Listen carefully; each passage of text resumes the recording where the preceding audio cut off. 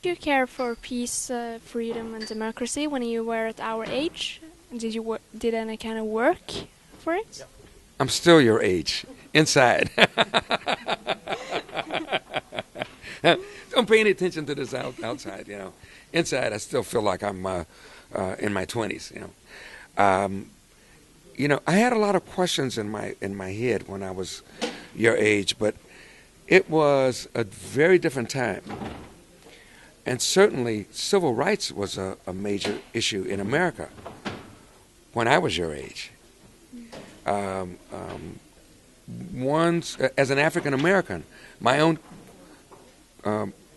perception of myself was not the same as after Martin Luther King had its amazing triumph in bringing about voting for African Americans, voting rights, and also education, for the schools to be integrated.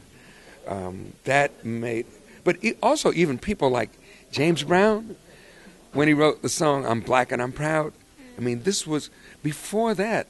There wasn't any much pride in the majority of the black community.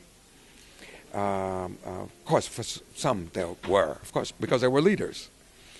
But anyway, those kinds of steps are what elevated the perception of an African American of himself. And so now America has in many ways fulfilled much of that promise. I mean, we can see the fact that we have an African American president.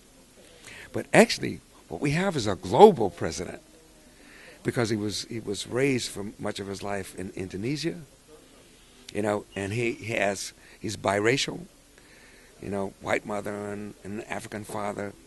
His father was Muslim, and so he has all, and he himself is Christian, but he really is a 21st century man, and I've had the great opportunity to meet he and Michelle Obama, to meet him and Michelle Obama on several occasions. They're really great people, really nice people, and when they talk to you, they look right at you.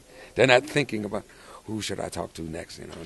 They go right to you and you have their undivided attention, because they really show respect for every human being, which is really great.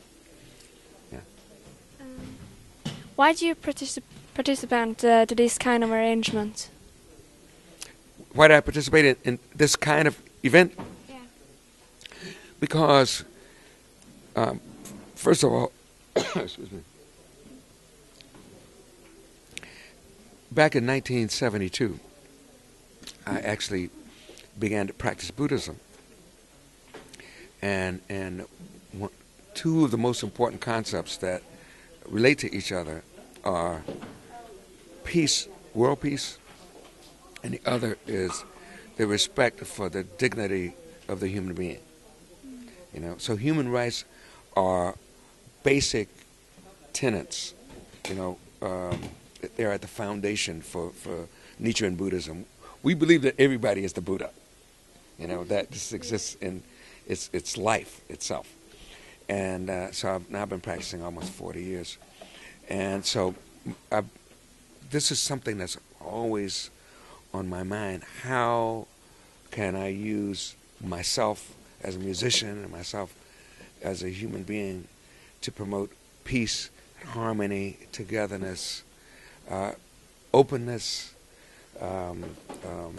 respect for cultures outside of our own. And so the new record that I have out, the Imagine Project, kind of embodies that concept, because I started thinking, how can I show global collaboration? I wanted to make a global record. And I said, it's got to be in more than just the English language. You show respect for other cultures through their language. So anyway, so we have Portuguese, we have Hindi on there, we have Spanish, We have Irish Gaelic, because I wanted a folk language too, and English, and we have